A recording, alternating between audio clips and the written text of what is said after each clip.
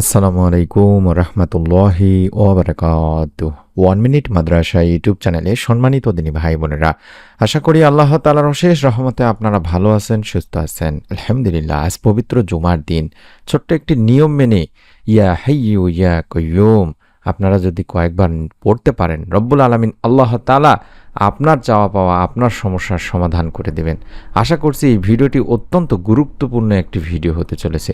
যারা ভিডিওটি দেখে অন্তত ক্লিক করেছেন, সম্পূর্ণ ভিডিওটি দেখুন। আপনার দুনিয়া আখিরাতে ইনশাল্লাহ অনেক সুবিধা বা অনেক সহজ হয়ে যাবে। আশা করছি ভিডিওটি মনোযোগ দিয়ে সম্পূর্ণ আমলের নিয়তে দেখবেন। প্রিয় দিনী ভাই বোনেরা, জুমার দিন মুসলমানদের জন্য অত্যন্ত মর্যাদাপূর্ণ একটি দিন। এই দিনে একজন মুমিন আল্লাহর জিকির, দরুদ শরীফ, ইস্তেগফার এবং দোয়ার মাধ্যমে নিজের হৃদয়কে আল্লাহর দিকে আরও বেশি ফিরিয়ে নিতে পারেন। আজকের এই ভিডিওটিতে তাই আমরা আলোচনা করব একটি অত্যন্ত সুন্দর ও অর্থবহ জিকির নিয়ে, যেটাকে আল্লাহ তাআলারই পবিত্র গুণবাচক নাম, ইসমে আজমের নাম ইয়া হাইয়ু ইয়া কাইয়ুম, অর্থাৎ হে চিরঞ্জীব, হে সমস্ত সৃষ্টির ধারক ও রক্ষণাবেক্ষণকারী। আল্লাহর এই দুটি মহান নামের মধ্যে রয়েছে গভীর অর্থ। আল্লাহ সর্বদা জীবিত, তার কোনো মৃত্যু নেই, আর সমগ্র সৃষ্টি তার উপর নির্ভরশীল।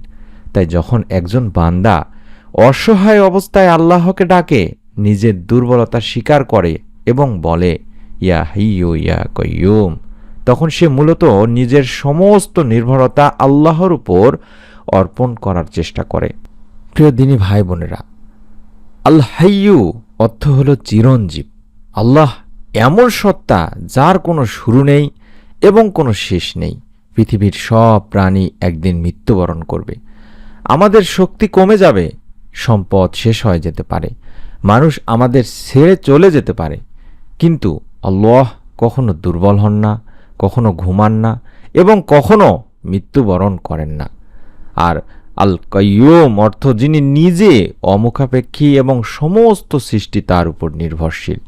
আমাদের জীবন, রিজিক, সুস্থতা, পরিবার, কর্মক্ষমতা সব কিছুই আল্লাহর দানের উপর নির্ভরশীল। এ কারণেই ইয়া হাইয়ু ইয়া কাইয়ুম শুধু একটি উচ্চারণই নয়, এটি একজন বান্দার অন্তরের নির্ভরতার প্রকাশ। আপনি যখন এই নামগুলো স্মরণ করেন, তখন মনে রাখবেন, আমি দুর্বল কিন্তু আমার রব সর্বশক্তিমান। আমি অসহায় হতে পারি কিন্তু আমার রব অক্ষম নন। মানুষ আমার সাহায্য করতে না পারলেও আল্লাহ সব কিছুর উপর ক্ষমতাবান। এই বিশ্বাস একজন মুমিনের অন্তরে প্রশান্তি এনে দিতে পারে তিনি ভাই বোনেরা। আর পবিত্র জুমার দিন মুসলিম উম্মাহের জন্য বিশেষ মর্যাদার দিন। এই দিনে আমাদের উচিত বেশি বেশি আল্লাহকে স্মরণ করা, রাসূলুল্লাহ সাল্লাল্লাহু আলাইহি ওয়াসাল্লামের উপর দরুদ পাঠ করা এবং আন্তরিকভাবে দোয়া করা। আল্লাহ তাআলা কোরআনে বলেছেন, হে মুমিনগণ, জুমার দিনে যখন নামাজের জন্য আহ্বান জানানো হয় বা করা হয়, তখন তোমরা আল্লাহর স্মরণের দিকে দ্রুত অগ্রসর হও এবং ব্যবসা বাণিজ্য, কাজকর্ম সমস্ত কিছু পরিত্যাগ করো। এখানে আল্লাহ আমাদের মনে করিয়ে দিচ্ছেন, দুনিয়ার ব্যস্ততার মধ্যেও আল্লাহর স্মরণকে গুরুত্ব দিতে হবে।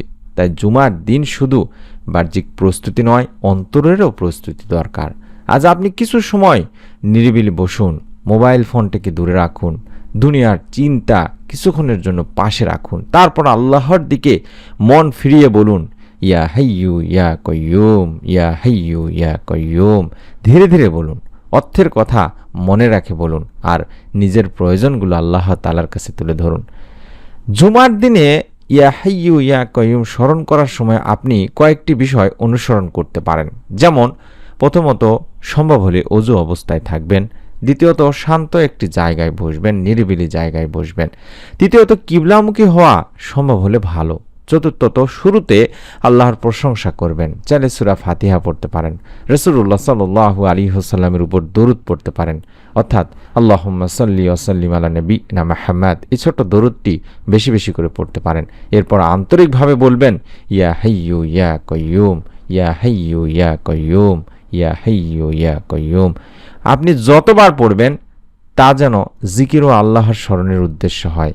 এমন কোনো নির্দিষ্ট সংখ্যা নিজের পক্ষ থেকে শরীয়ত নির্ধারিত সুন্নাহ হিসেবে দাবি করবেন না, যদি তার উপর নির্ভরযোগ্য প্রমাণ না থাকে। তাই আমি আপনাদেরকে সংখ্যা বলবো না যে আপনি এতবারই পড়বেন। আপনার সামর্থ্য অনুযায়ী আপনি পড়বেন, 100 বার পড়বেন, 200 বার পড়বেন। যদি না পারেন অন্তত কয়েকবার পড়লেন, 10 বার 20 বার পড়লেন। এরপর নিজের ভাষায় দোয়া করবেন, বলতে পারেন, হে আল্লাহ, আপনি চিরঞ্জীব, আপনি সমস্ত সৃষ্টির ধারক ও রক্ষণাবেক্ষণকারী।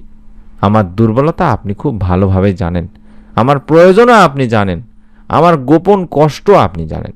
হে আল্লাহ, আপনার রহমত দিয়ে আমাকে সাহায্য করুন, আমার জন্য যা কল্যাণকর তা সহজ করে দিন এবং যা অকল্যাণকর তা আমার কাছ থেকে দূরে রাখুন। মনে রাখবেন, দোয়ার সৌন্দর্য শুধু শব্দে নয়, আপনার অন্তরের বিশ্বাসটাই হলো আসল জিনিস।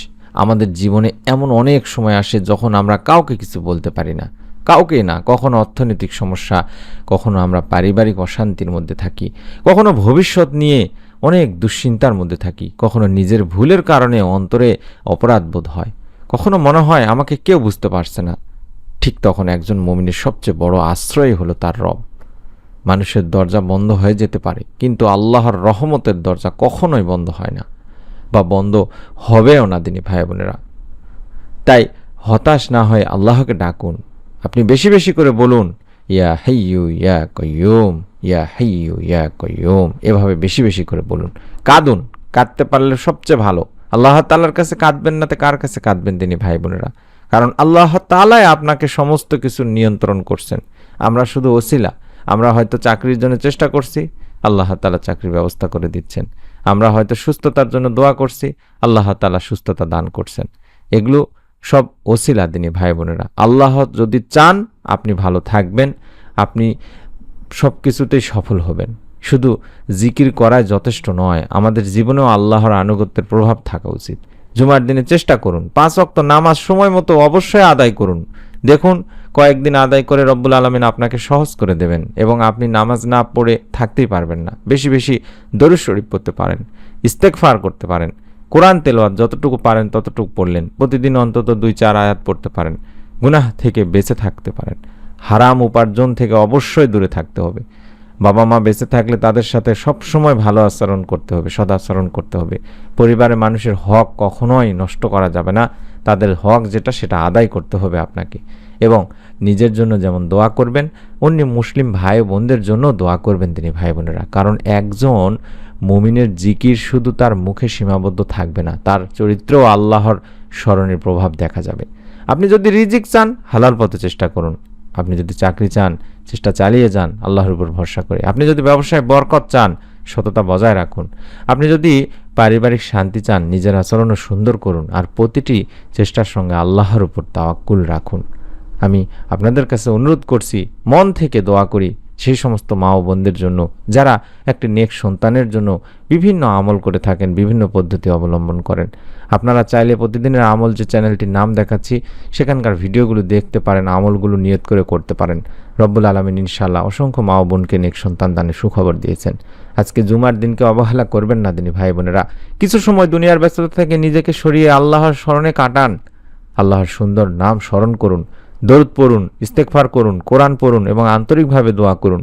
আমি আপনাদের জন্য মনে রাখতে বলবো, আল্লাহর কাছে আপনার কোনো কষ্টই গোপন নয়। কারণ আপনার চোখের পানি তিনি জানেন, আপনার অন্তরের কথাও তিনি জানেন, আপনার প্রয়োজন কি সেটাও তিনি জানেন। তাই দোয়া করে হতাশ হবেন না। আর জুমার দিনে অন্তর থেকে বলুন, ইয়া হাইয়ু ইয়া কাইয়ুম। আল্লাহ আমাদের সবাইকে তার জিকির, শকর এবং সুন্দর ইবাদতের তৌফিক দান করুন। ভিডিওটিতে অবশ্যই একটি করে কমেন্টে নিয়ত করে আমল করার চেষ্টা করবেন। আপনার নিকট আত্মীয় স্বজন, প্রিয়জন যারা আছে তাদের সঙ্গে শেয়ার করবেন এবং এমন আরও ইসলামিক দোয়া ও জিকিরের গুরুত্বপূর্ণ ভিডিওগুলো পাওয়ার জন্য চ্যানেলটি সাবস্ক্রাইব করে রাখবেন। আমরা মন থেকে দোয়া করি আল্লাহ রব্বুল আলামিন আপনাদের সকলকে যেন এই আমলের ওসিলায় কার কি চাওয়া পাওয়া, কার কি মনের নেক আশা পূরণের সুসংবাদ দেন। আমিন। আসসালামু আলাইকুম ওয়া রাহমাতুল্লাহি ওয়া বারাকাতুহু।